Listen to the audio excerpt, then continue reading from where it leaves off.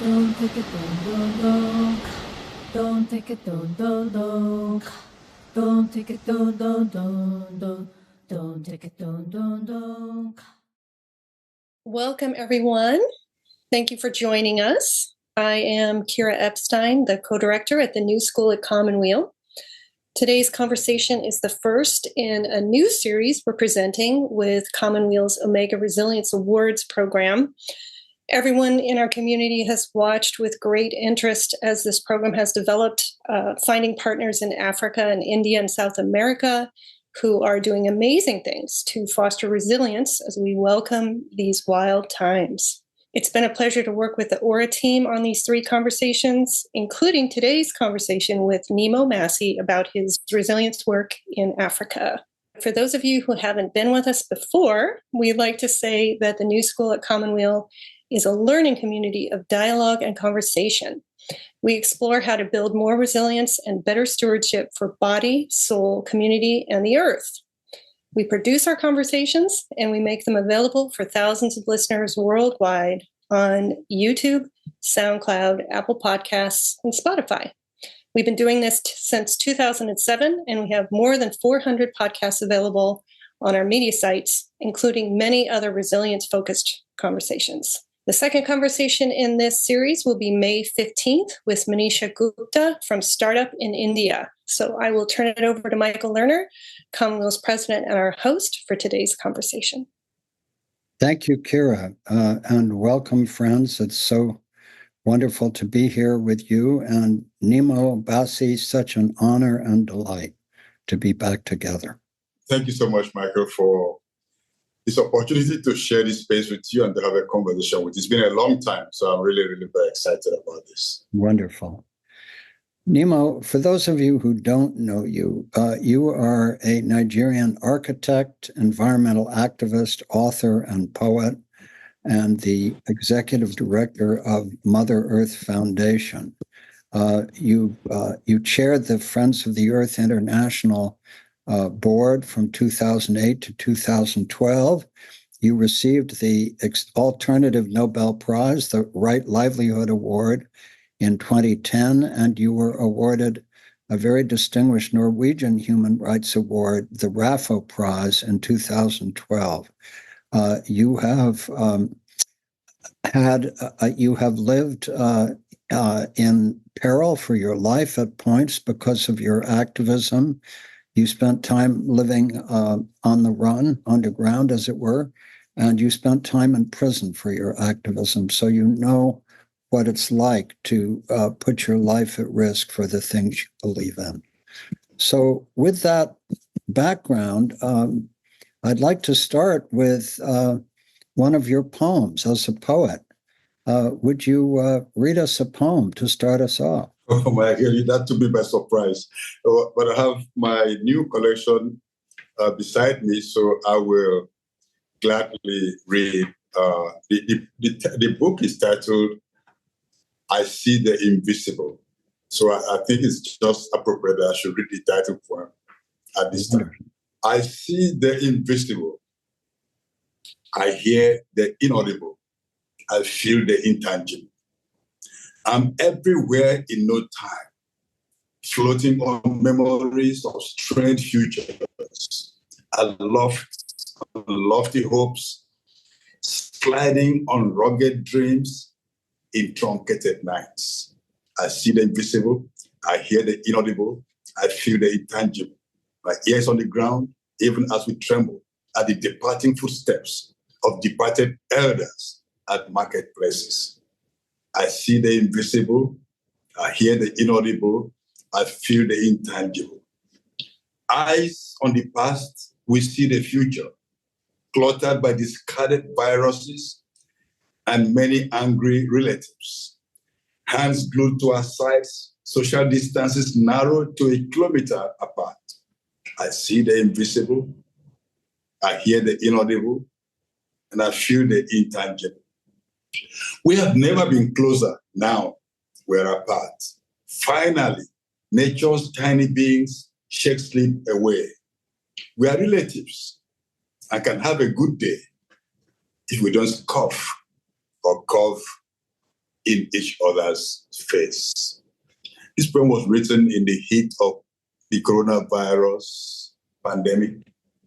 And, we just had to learn to see the invisible and to hear the inaudible and feel things that were rather intangible. So that's the first poem. I hope it came true. Well, that's a beautiful beginning, Nnimmo. And let me stay with that for a moment, because I am personally deeply interested in the invisible, the inaudible, the intangible, that dimension of consciousness that goes beyond what is recognized in materialist science. So when you say that you see the invisible, is this metaphoric, or do you have an experience which is widespread? I know in spiritual experiences in Africa and really around the world, there are many people who do see the invisible. And so I'm curious whether you mean that you are connected with that realm, or whether we should understand it more metaphorically. This is the beauty of poetry. A lot of people will take it as a metaphor.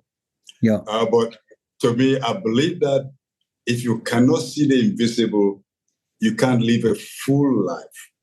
A full life, there are more things that we cannot see than the things that we see with the physical eyes.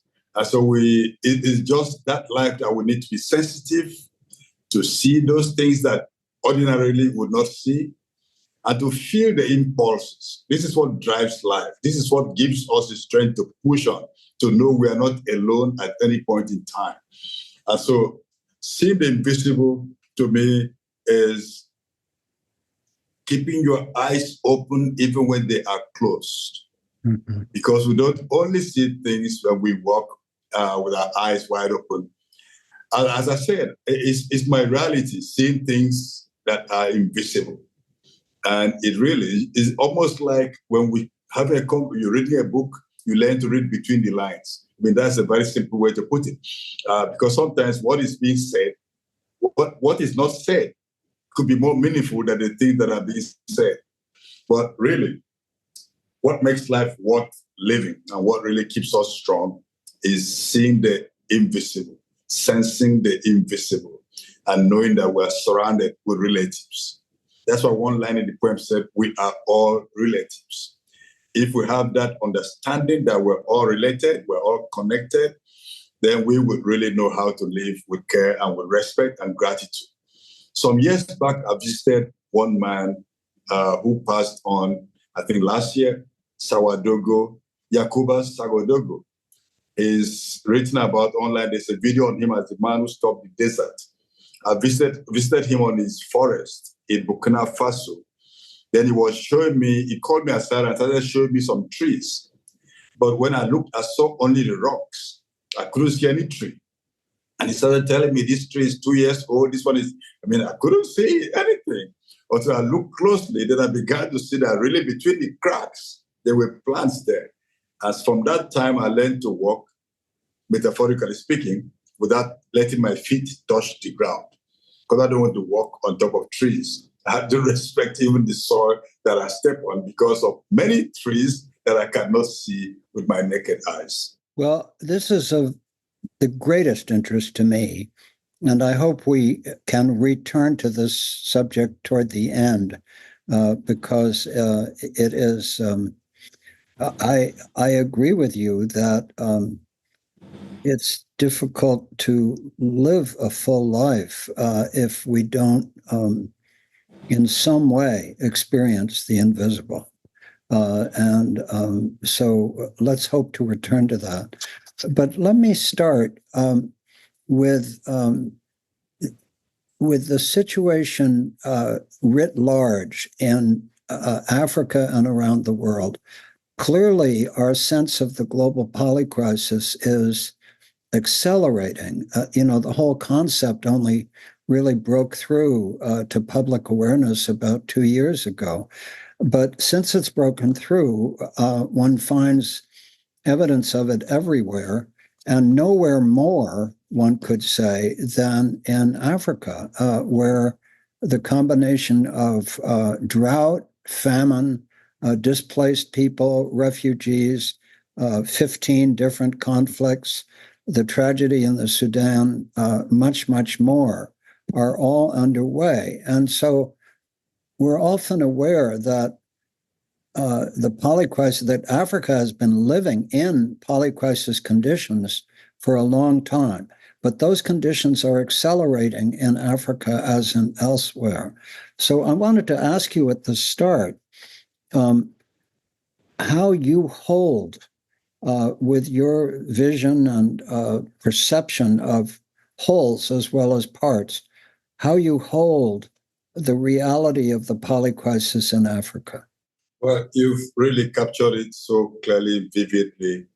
It's a very tragic situation when we look at what is unfolding around us and the desperation that has been created by the polycrisis.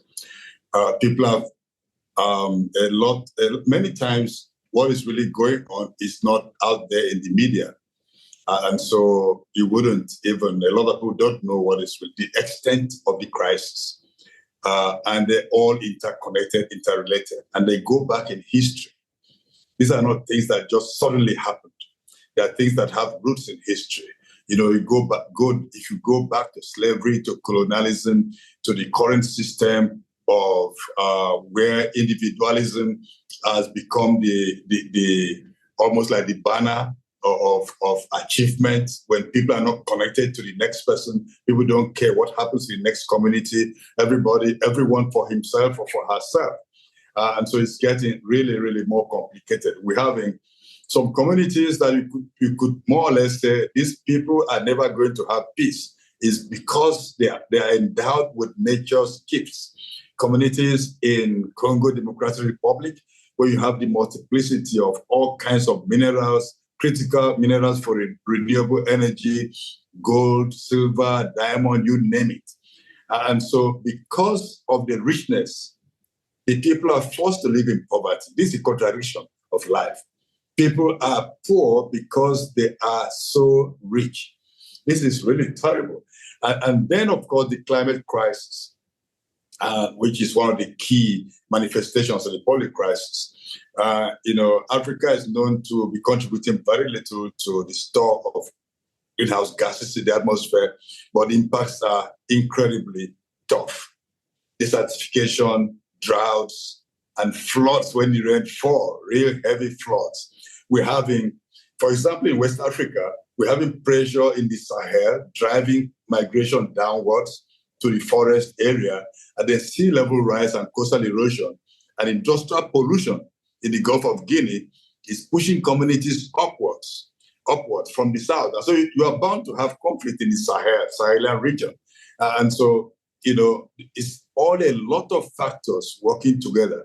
And the world is just moving on. The world is not, when there's international gathering discussing aspects of the problem like climate change, rather than tackle the issues and provide what is needed, the cooperation that is needed to tackle the issue and build resilience. We are seeing very fake and false solutions where people are speculating on carbon, giving different levels, low carbon, all kinds of carbon, valuable carbon, invaluable, so just to speculate and make profit out of the misery of people. I just hope that the world will wake up to again see the sense that we are all connected. Building walls, building immigration barriers will never solve the problem. We're in this boat, to use that image, together. And the sooner we understand this and appreciate that, the more we'll share and work together in solidarity. And of course, solidarity is love in action. So we cannot just speak about it, we have to show it by expressing that love in real, tangible ways. I so agree with that. The project that brought us back together recently is our collaboration on the Omega Resilience Awards, which is seeking to raise up the voices of younger leaders in the global South about strategies for resilience in the face of the poly crisis. And your organization, the Health of Mother Earth Foundation, is the genesis and root hub of our work in Africa. And you've brought together an extraordinary first cohort of young leaders, and now, as I understand, are selecting a second cohort.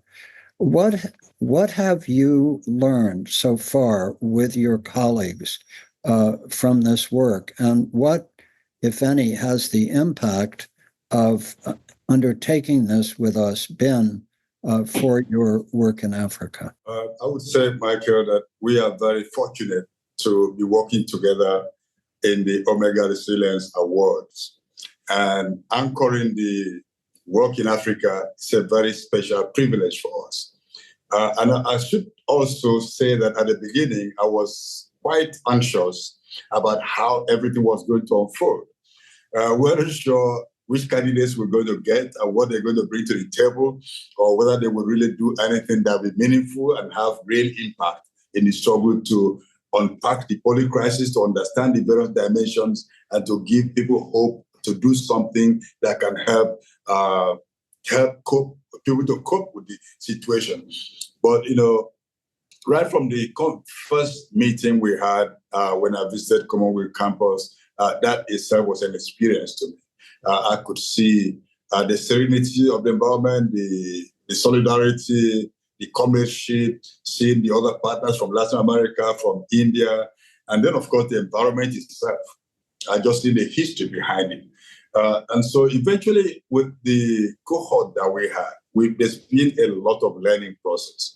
And I like the process, the way the whole cohort, the whole fellowship is being run, that is flexible, but at the same time, there's constant backstopping and checking what is going on.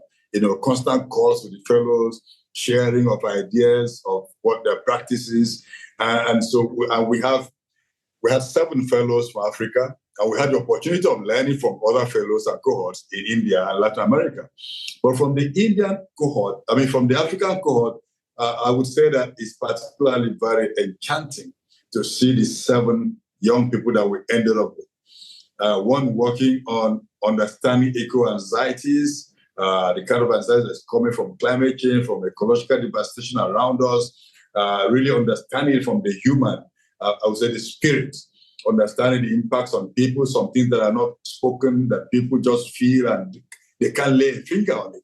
And so having to bring that up and unpack it in the African context, very, very interesting. Then another fellow that approached the work from the urban design.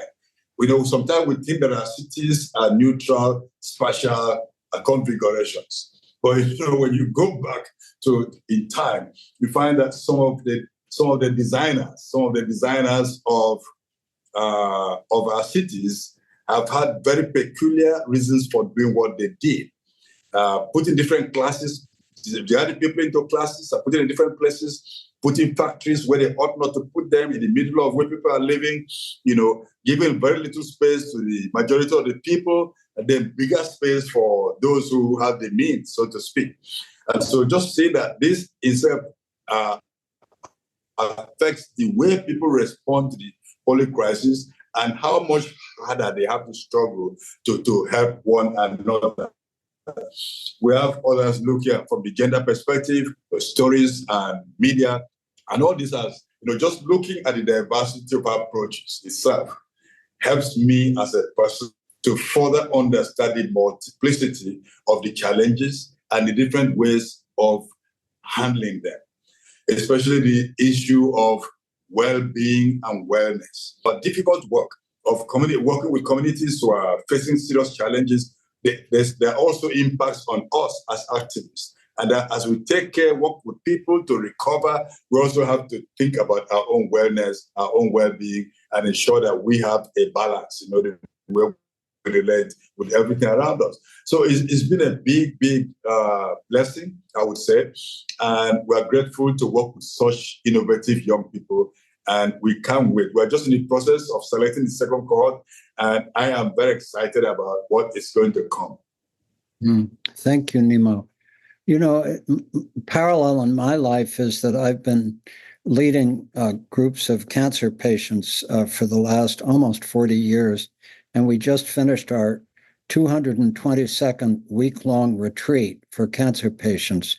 And you might think that after having, lived for over 4 full years with small groups of people with cancer, again, 8 people at a time, that it would get old or repetitive. But I find that with each new cohort, I learn something. Each time a new group comes together, there are things that I learn that they give me new reflections. And one of the things that at 80 years of age that I'm most grateful for is that the opportunities to learn in no way cease or diminish with age. In fact, they get richer. So you're not as old as I am. I think you're about 65 now, if I've got it right. As you sit with this new cohort of young people, mostly young people that you've brought together, what are you learning personally that you didn't necessarily expect to learn from the experience? That's a very interesting question. I think one of the what has helped me over time is that I've always kept an open mind, ready to learn and to experience what comes along. And I'm really amazed that you've carried out over 200 retreats with cancer patients, over 220, more than that. Yeah. That is enormous. That in itself, that is a big challenge. And you haven't given up. So, yeah, so when I sit with the young people, for example, we had a first in-person meeting in Nairobi a couple of months ago. And that was very interesting to see them in one space and to get to see them when they're relaxed, when they're having fun, and again, when they talk about what they've been doing. And so you get to see what I learned and what confirms to me that the big changes we're going to see in this world would always be carried out by ordinary people. Yes. Not anybody like a superhuman. Right. Ordinary people just having the right impetus, the right atmosphere, and having the right ears listening to them and kind of affirming their approaches and work. This has been the beauty of the Omega Resilience Fellowship, because there's no dictation to any of the fellows on what they should do. They all come up the things from the innermost being, the things that drives them, that they're interested in.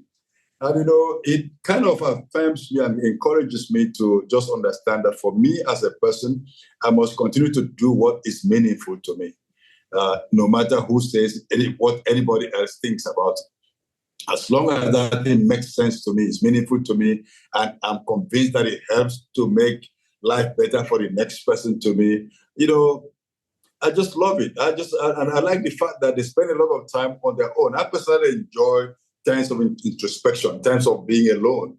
But the problem is that sometimes I'm being alone looking at problems.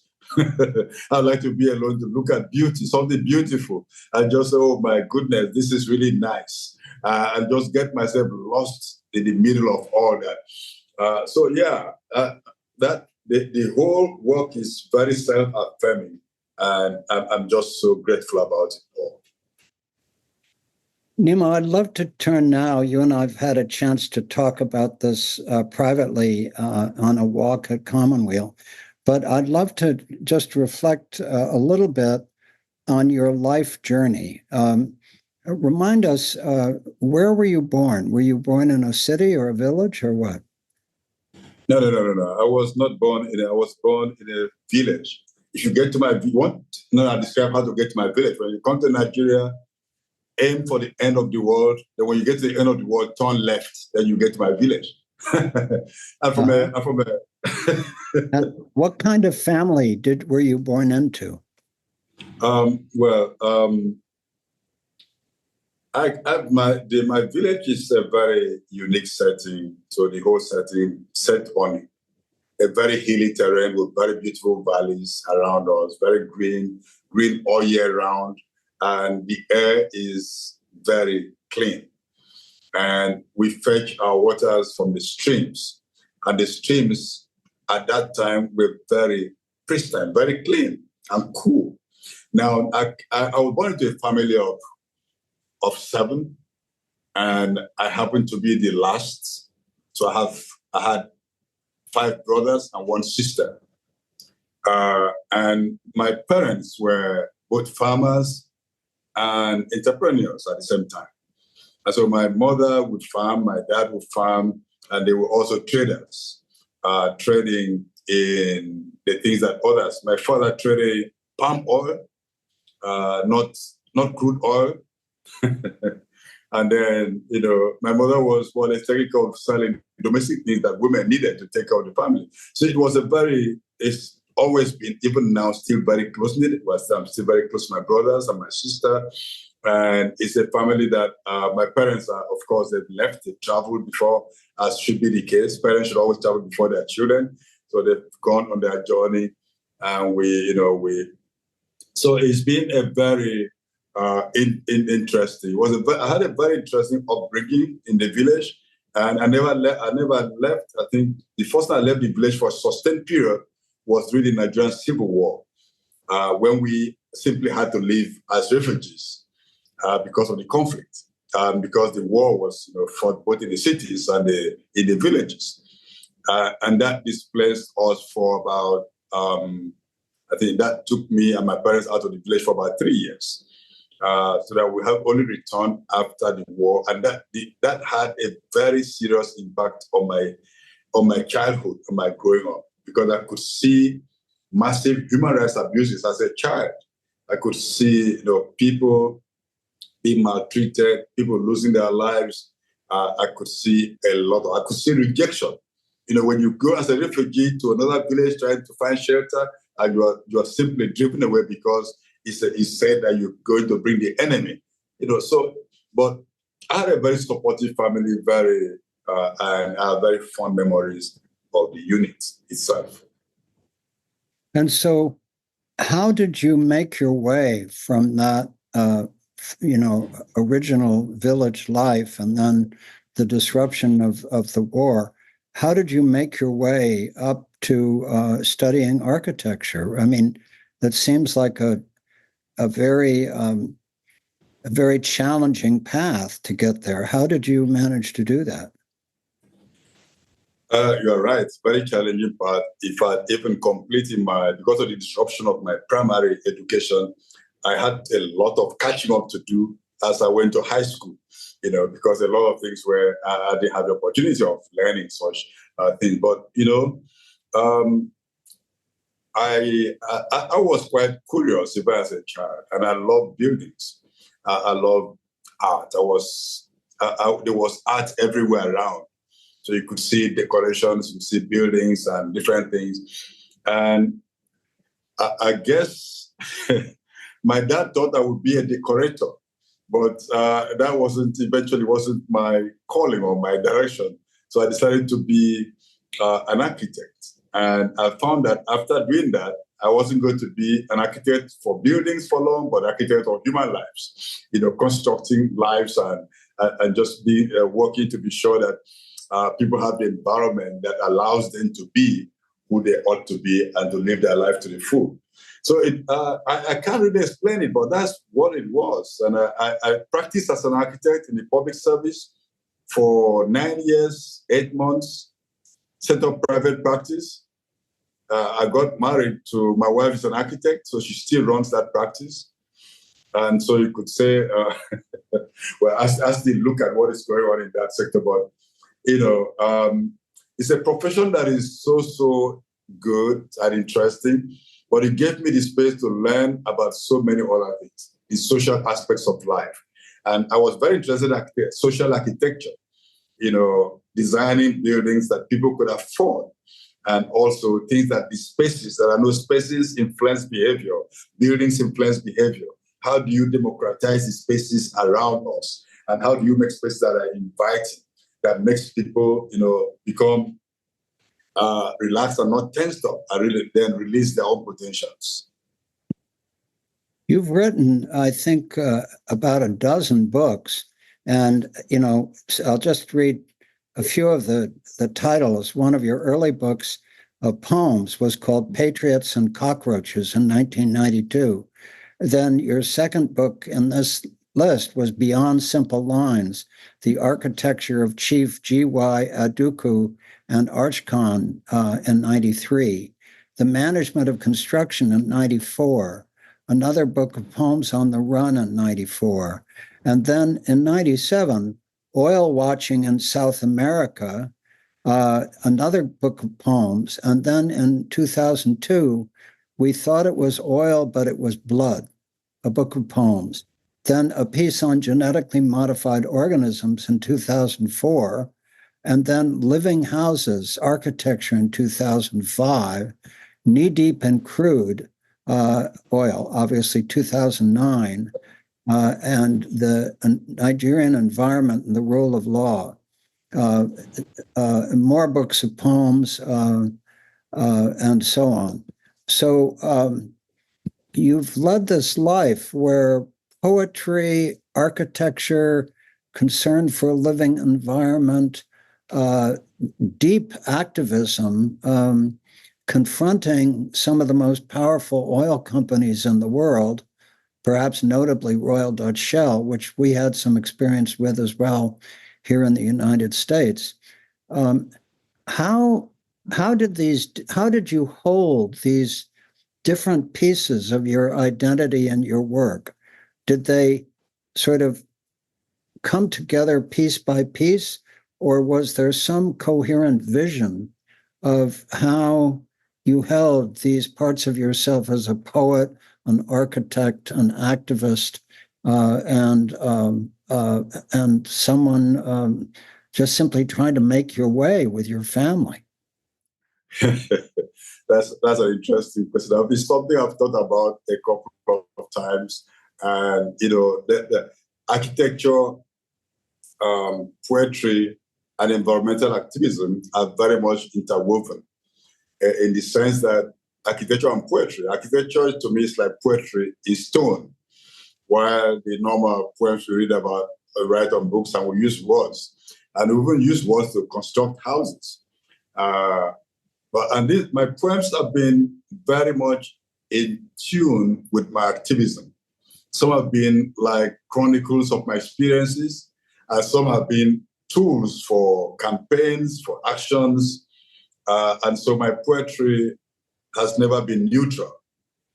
They've been aimed for. The first collection, Patriots and Cockroaches, was a sense my trying to understand the political and social environment in Africa.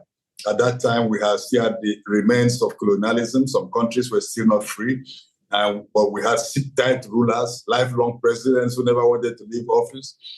So those were like the so-called patriots. And then the people who were suffering all across the continents were almost like cockroaches who were just picking the crumbs. Poems like the Poems on the Run, of course, was all written at a time when I had been declared wanted by the military government for activism, campaigns on human rights and environmental rights and against military dictatorship. And so while I was underground for about 4 months, during that period, to keep myself, make sure I kept interrogating what was going on, that collection came to be. And that was a very dramatic period. But then after that, I got arrested, of course. And there was a time in my life when going to the airport to present my passport to travel, or when I come back from a trip, I was never really sure whether I would make that trip or whether I'd make my way home. And so that, like the collection called Intercepted, were all written while in detention, and all. That was the offense. There was no charge for being arrested and detained. It was just an intercepted person. And it was so present under the military rule. But then being an activist under military dictatorship was quite easy because you knew who you were fighting against and you knew what you stood for and what you would not accept. But in 1999, Nigeria became a democracy, civilian democracy. But then we had no experience at all as activists how to deal with politicians. So we really had to sit back and learn how to deal with a situation where those in power were not in military uniform. Because those in power a number of them were ex-military officers. It was still the same, but in different contexts. So yes, my architecture, my poetry and activism, to a large extent interconnected, while at the same time being open, but then responsive to what was going around me. After you were underground and after you were arrested, my memory is that what you thought you needed to do was to get in contact with your wife so she could begin to bring your friends together to work for your release. Am I remembering that right? Absolutely. My wife was very, very pivotal to my safety. Because all I needed to do whenever I got arrested was to get a message out to her that, look. And did you feel that your life was in danger once you were arrested? Absolutely. In those days, people were arrested. If nobody knew that you were arrested to start with, nobody may ever know where you are. Right. And before my very first detention, I read the book A Long Walk to Freedom by Nelson Mandela, and that book helped me a lot. The one part of the book said that the man who locks you up is not really your enemy. He just do a job that he's been asked to do. So don't antagonize him. It's a system that's putting you in prison, not the poor man that's turning the key. With that knowledge, I always made sure that the last guy to turn the lock became my friend. And what they would always agree to take a piece of paper out and give to somebody who would send a. We didn't have mobile phones, so it wasn't so easy sending messages, but you had to find somebody who could find a way to pass the messages, and those were extremely helpful. Yeah, so my wife, I give her the credit. She was very strong. And, when I was underground, she had to go underground also. That time we had 2 young children, and we had to move in different directions. And in fact, when the military got to my house looking for me, I had already left, but they met my brother-in-law, and he was bold to tell them, I'm not the one you're looking for. They said, what's your name? When he told them his name, they said, we're looking for you also. So they got him, and he was in prison, ended up being in prison for 3 months, but here we are today, we can tell the story. And, we learned a lot of lessons from the whole complex situation. What were conditions like in prison? Okay. The very first day I was, I think maybe what the problem was congestion. As an architect, I could size up how many people would be in that particular block I was taken to. And the block was designed for 12 people. I was number 87 the day I was put in there. Sometimes we're up to 120 persons in a cell, a block designed for 12 people. And, it was really tough. It was tough. But then we learned, you have to learn how to survive in that kind of situation. What was it inside you in the most difficult conditions that you turned to sustain yourself? What was the inner source in you that you turned to sustain yourself in the most difficult times? I think that is my spirituality. So I'm able to know who I am, where I'm in the scheme of things, to know that people could do whatever. Nobody could really touch your soul or your spirit. That is way beyond the reach of any man. and with that knowledge and that conviction, I'm believing in God. I could. It's easier to face a lot of challenges when you have that kind of anchor that holds you steady, even in the midst of the storm. It's very difficult if you're just floating and believing that things happen by chance. I think many things that happen around us don't really happen by chance. There are things that teach us very invaluable lessons. So that even in the most difficult situation, we have to learn from that situation. And my belief also in the human person and people around me has always also been very helpful. That people would always, there's more love inside of a human being than hate. There's more yearning for solidarity, for togetherness, than for separateness. This is why people find life very difficult when they become too individualistic. But when people, I believe, inborn in people to come together in community, community is extremely important. When there's community, there's resilience and there's strength to withstand the difficulties in life, no matter what that difficulty may be, and no matter the source. How would you describe your spirituality? What form does it take? How do I describe that? The simplest way for me to describe my spirit, I'm a Christian. Okay. And so that basically anchors everything. I believe that God has the best thoughts for me, thoughts of good, not of evil. And with the direction of the Spirit, I can get to my destination. And so, yes. So, and so I do spend a lot of time, studying the Word, the Bible. I spend a lot of time also learning to apply the lessons from it.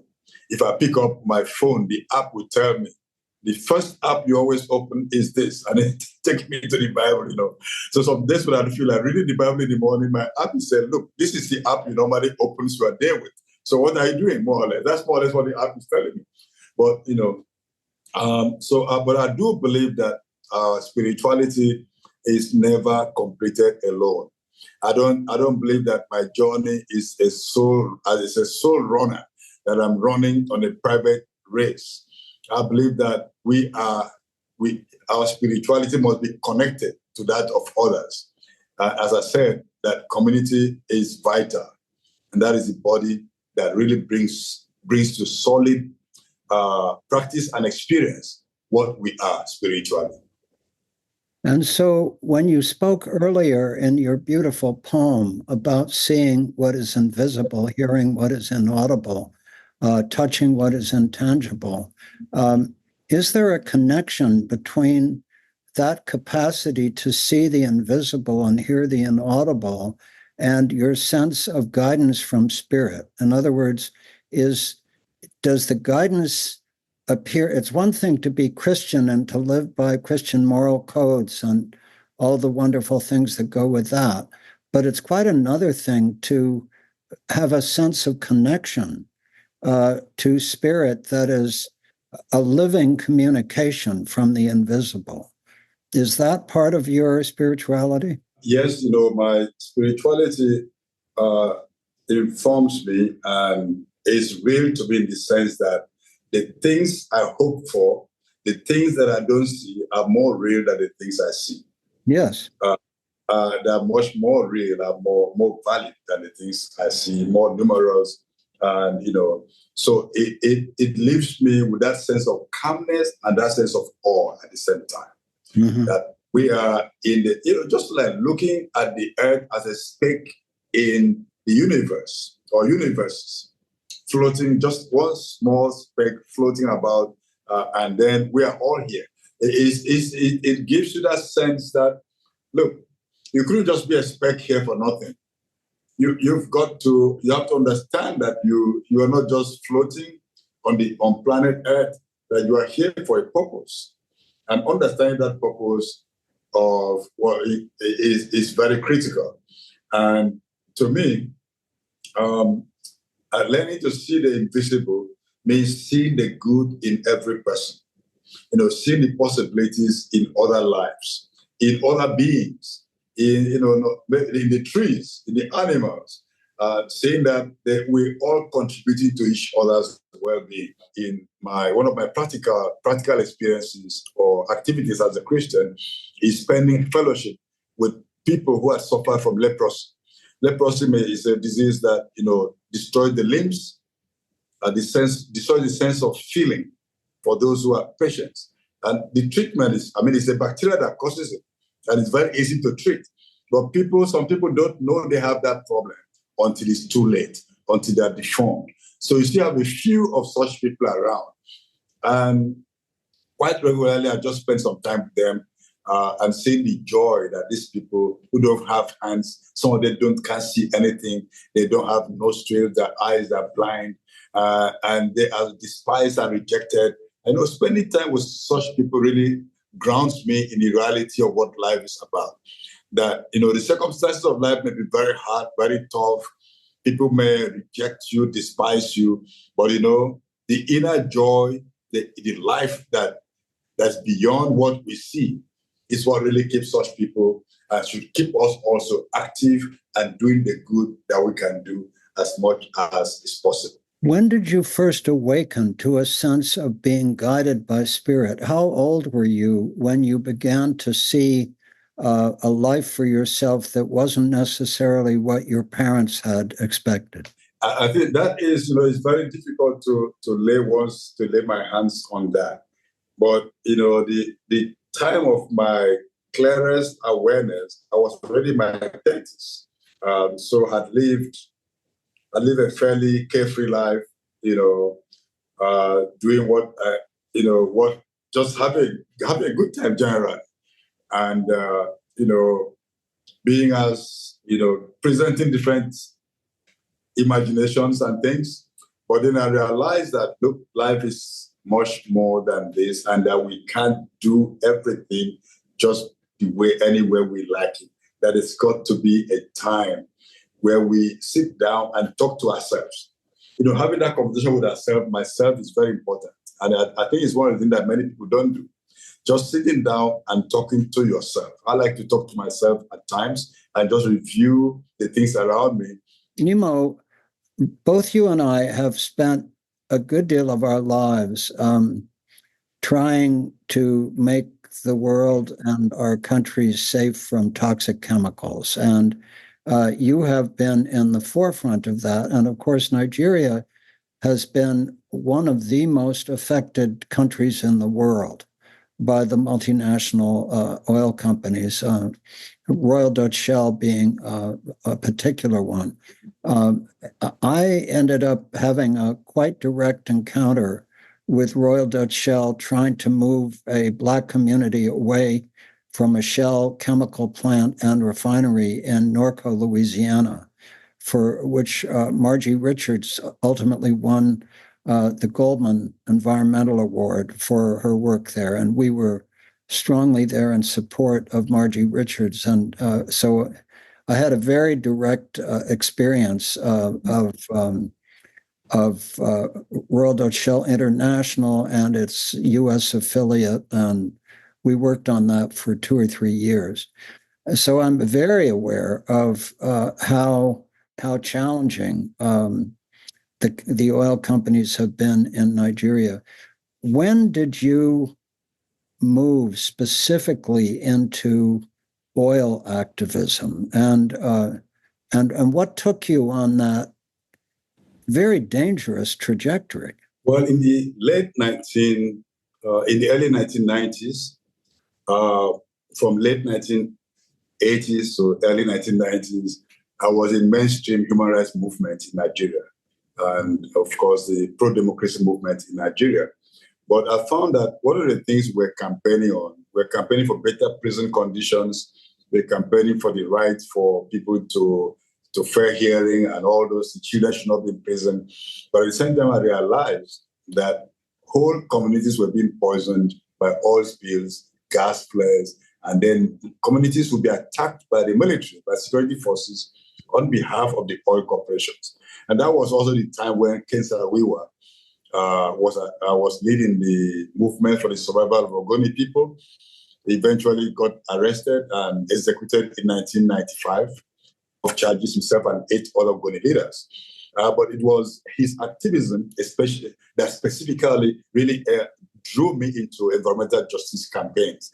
One of the incidents then was there was a community called Umwechen. There was a community in the Ogoni area that called for dialogue. And this was one of the things that always led to conflict. Communities to call for dialogue with the oil companies, and rather than sit down with the communities to discuss how to handle the situation, they would send in the military. And they would burn down communities, kill people, and they were never held to account. And so the level of environmental degradation, the writings of Ken Saro-Wiwa, and the activism of the Ogoni people were the things that really showed me that, look, this has to be a lifelong commitment, that it wasn't a thing that you do and then move away from.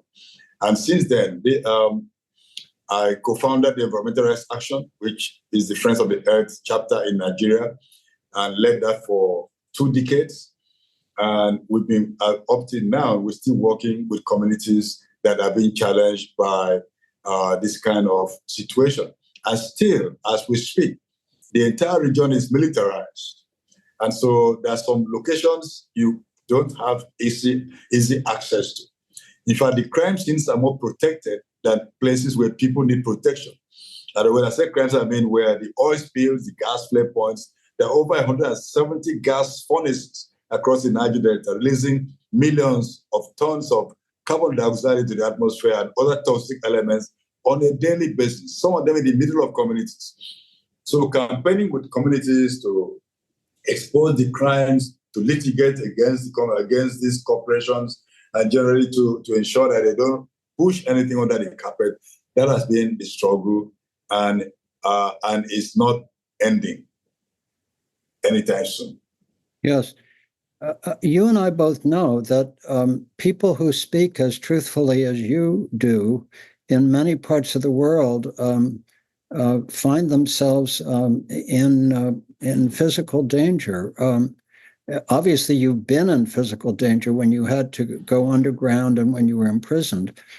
What gives you the ability to speak honestly and freely now without a concern that you may put yourself and your family in danger? There's some jobs that things that you just do because you know it's the right thing to do. And so my family has always been very supportive. So that made it a lot easy for me. And it's, when you see how much suffering communities are going through and how much other beings are suffering along with communities, the destruction of ecosystems, personal comfort becomes less paramount. When you know that you are just one individual, or you could do something that could assist others. I think it's just that kind of commitment that we know that we are not here for ourselves. So we don't so much enlarge and elevate our comfort. I mean, I read the last writings of Ken Saro-Wiwa while he was in prison before he was executed. He said he had lived for some years. It was about, I think it was 56 or thereabout at that time. He said I've lived a charming life. But if I have some more years, maybe some more books I would write. Otherwise, I mean, he had done what he needed to do. And the only regret he had, one of the regrets he had, was that he didn't do enough to raise leadership that would take over from him. And he wrote that down in a letter he wrote to a Reverend sister in Ireland, who he was corresponding with while he was in detention. So that, to me, captures also my inspiration and makes me know that, look, it's not about me. I just happen to be an instrument to lead and work with others. It's about the community, it's about the people, it's about other beings that we both the ones who see and the ones who don't see. It's about the poor fishes and the other species that are being trashed on a daily basis. Well, that's a very powerful. I'm just very moved by being in conversation with you always. Agnes Olu wrote, this is Agnes Olu Ora, a fellow. I may be mispronouncing her name. I apologize if I do. A question to Nnimmo. Your involvement has been quite intense from the time you began the struggle in the world of polycrisis to date. You are a family man. When you started, didn't you mind the welfare of your family, especially of your wife and children? And in what way has your struggle to have a better world affected your family? Do you regret it? What are you doing differently to compensate for the time you were not available for your family? Wow, Agnes, thank you for that question. And thanks for the work you do in Kenya. Agnes is one of our star fellows doing great work. as a fellow working from Kenya. And, the question about how do I compensate, that's the major challenge I face in my activism, because it has meant being away from home for a long time, not being available for my children. So it's been a very painful experience for me. And now my kids are all grown up. The youngest is 25 years. It's now time that over the past few years, I've been working overtime, trying to bond with them to cover for the time lost. So it's not been easy at all. With my wife, I think we've managed fairly well. Wherever I am, we're always in touch. In fact, if I'm traveling within the country, outside the country, almost every step I take, I have to send a message. This is where I am at this time. It's something I learned in those very difficult days, and we still do it now, so that we know at any point in time where we are. But with the children too, it's getting better, Agnes. I know you're praying for me, but to really convince me that it's working. My youngest son works directly with me, and he's handling the youth activities and multimedia issues, and he is clearly coming. We're coming closer together, since we're together almost every day now. So yes, that was one challenge, the family challenge, but. My wife is a very strong personality, and I wouldn't want to leave the whole burden of taking care of the children, family to her, but I would say that she could do it whether I'm there or not. Wonderful. We have two questions from our staff, Susan Greylock-Usum and Mark Valentine. Susan wrote, "What are some of the new narratives you are seeing in Africa, narratives that show promise for the creation of a better future?" And Mark wrote, piggybacking on that, "What do narratives around resilience look like in sub-Saharan Africa? What is your dream for a resilient Africa?" Interesting questions, interesting, difficult questions. But I am a firm believer that narratives are extremely important in understanding the polycrisis and in bringing a sense of people making peace with nature. This is what the narrative, to me, that's the anchor of the narrative that helps us understand how to deal with the polycrisis in our context. We simply have to learn to make peace with nature, to go back to our vibrant tradition, cultures, to see how, because the challenge for us in Africa is about rampant exploitation and oppression. But what that means, when you're in a context where there's rampant exploitation and oppression, the necessary result has to be resistance. And it's not resistance to maybe violent resistance to fight, but resistance that leads to transformation and progress. To see the challenges as the fuel for progress. Because really, if you don't have resistance, you can't move forward. And so overcoming resistance helps us to propel us forward. And the narrative that I believe, the narrative for understanding polycrisis is that this continent that is so rich and so well endowed, not just with nature's gifts and resources, but also with very clear imagination and stories of heroism, stories of faith, stories of the future that we want.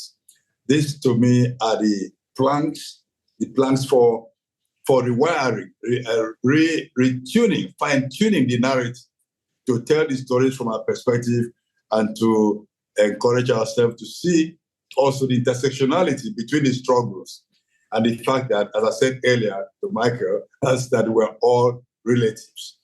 Coming with that is the African concept of Ubuntu, about our lives being connected, also about, in my language is Etuwem, which means the good life. The good life is not about how much you've accumulated.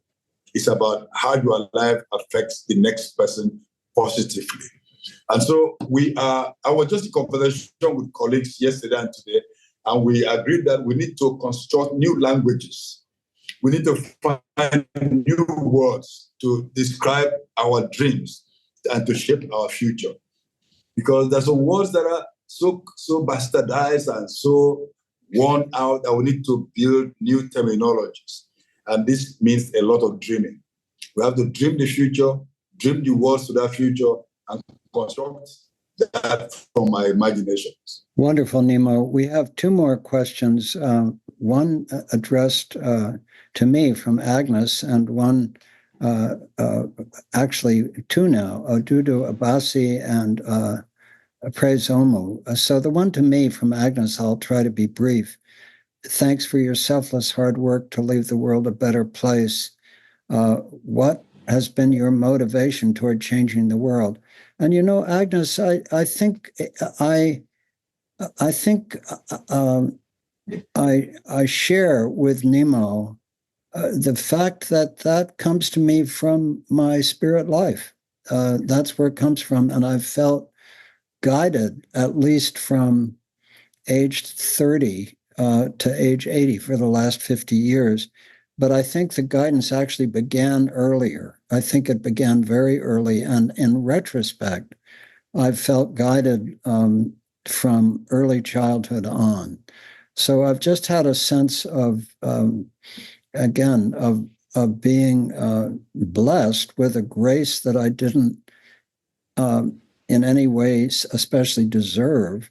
But whatever you call the force of the universe, whether you call it God or source or anything else, I think that somebody or something decided that this radically imperfect human being could be useful.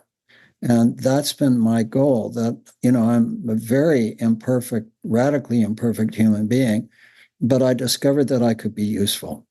And so that has guided me, the sense that at any point, whatever I need to know and the people I need to work with show up, and it feels like grace to be able to participate, and deep grace at 80 years of age to still be able to be useful to the work in new ways, because the task at 80 is different from the task at 50 or 40. So and now it is more to accompany and to support the work of younger people.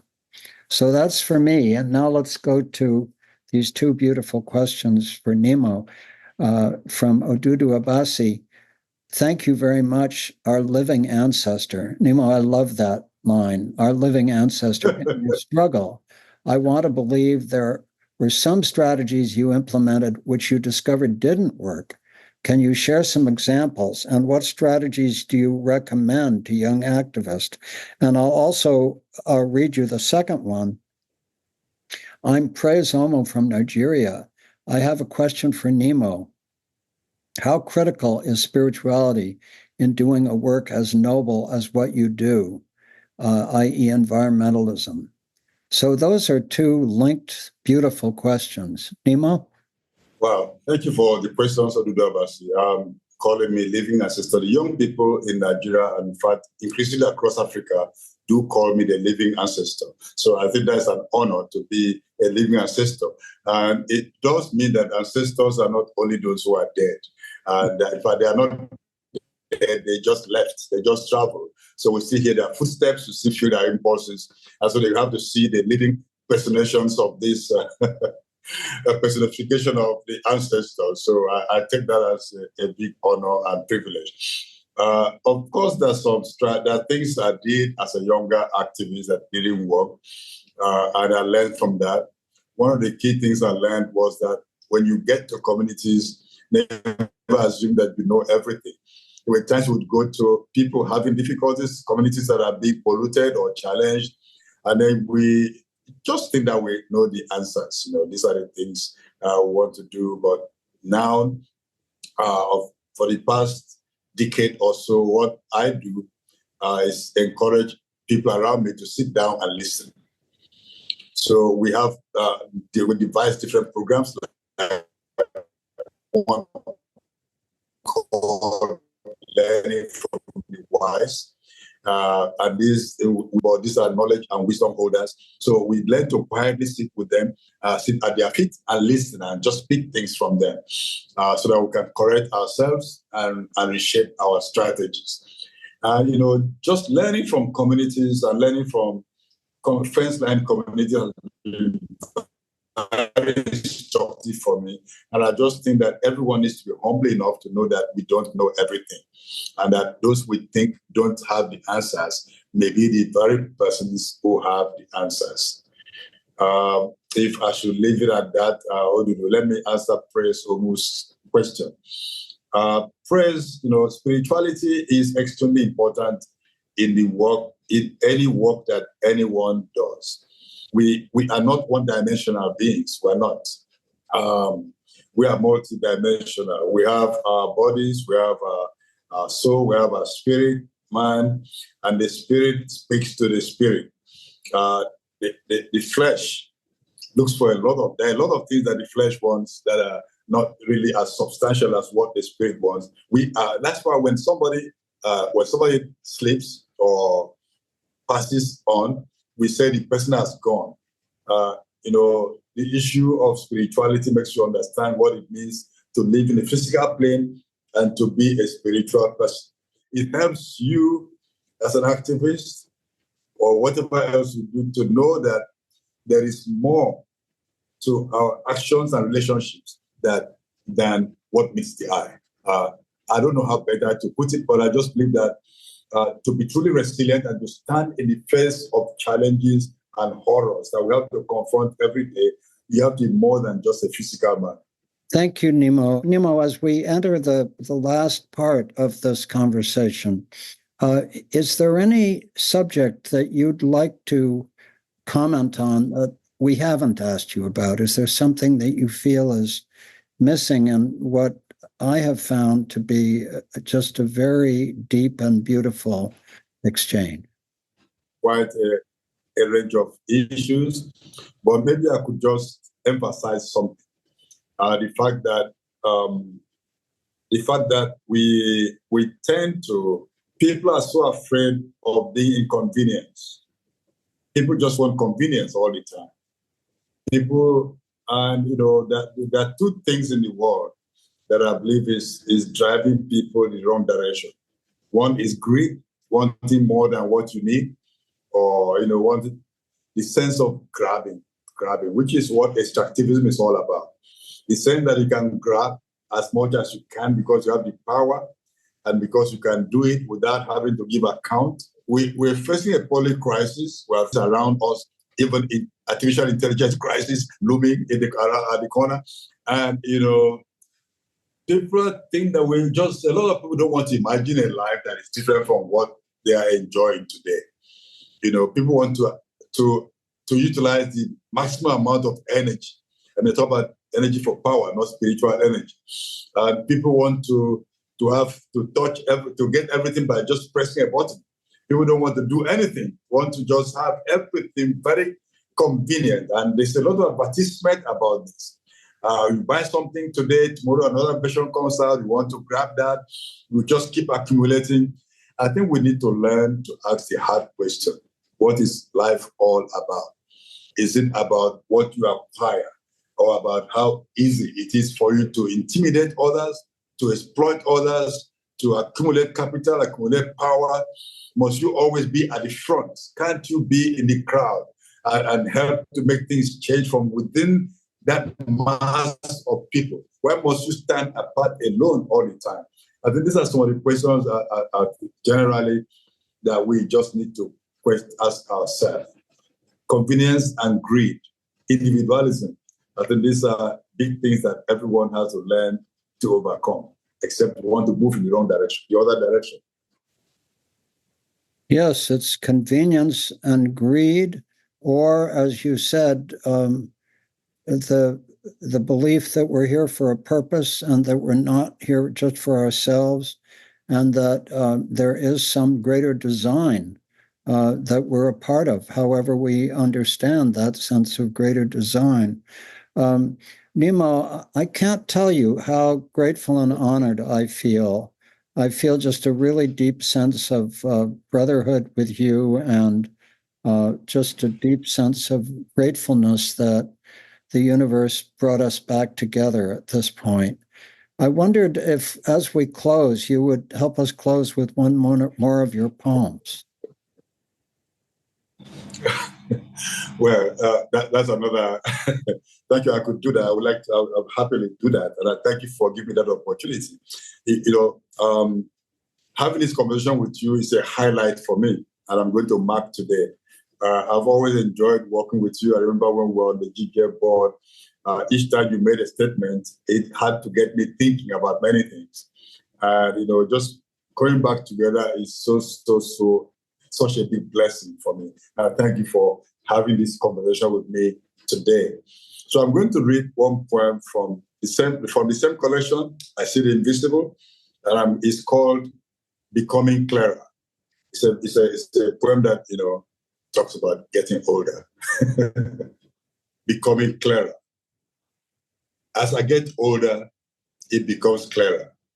The things I don't know outnumber the things I know. As I get older, it becomes clearer. The things I can't fathom outweigh the things I've known. As I get older, it becomes clearer. The lights I haven't seen outshine the ones I've seen. As I get older, it becomes clearer. The sounds I haven't heard outplay the ones I've heard. As I get older, it becomes clearer. The places I haven't been outlast the places I can see. As I get older, it becomes clearer. The tales yet untold outclass those that can be told. As I get older, it becomes clearer that we can go anywhere and not get lost in the labyrinth of our mind. Thank you, Nnimmo. We have a final question here. I'll just respond briefly from Nnimmo Bassey. She thanks me and says, I have a question about finding support for the work. As a young person, we do need to survive. How can young people find support and funding for activism? And, Nnimmo Bassey, that, first of all, that's a profound question. Secondly, I suspect that in your engagement with Nnimmo and your colleagues, and also with our staff at Aura, that's an active question that we all are thinking about and seeking to guide resources where we can. I do have one comment, which is that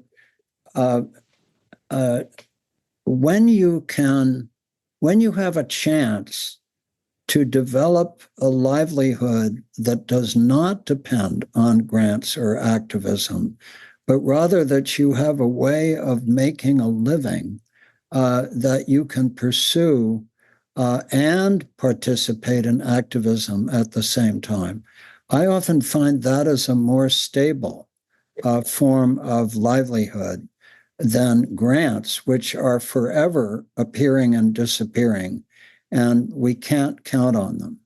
So in as much as I can say anything to you, I would myself explore a way of living that was not grant dependent in order to assure myself that throughout my life I could make contributions to human welfare and environmental welfare without necessarily finding more grant support.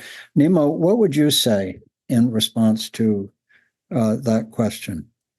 I found it easy personally to expand my work as an activist because I was also an architect at the same time.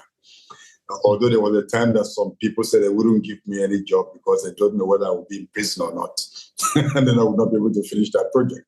So that was funny, but also very interesting.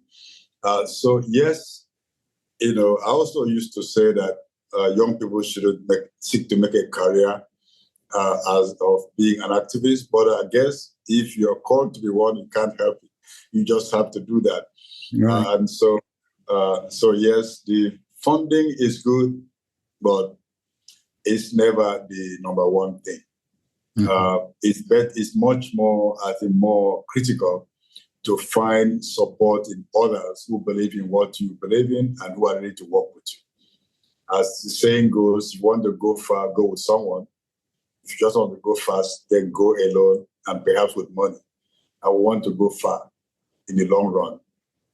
Wonderful. Well, Nnimmo Bassey, I want to thank you again for this conversation, for your work, for being at the hub and the heart of our work in Africa. And I just find it inspiring each time that we have a chance to be in conversation together.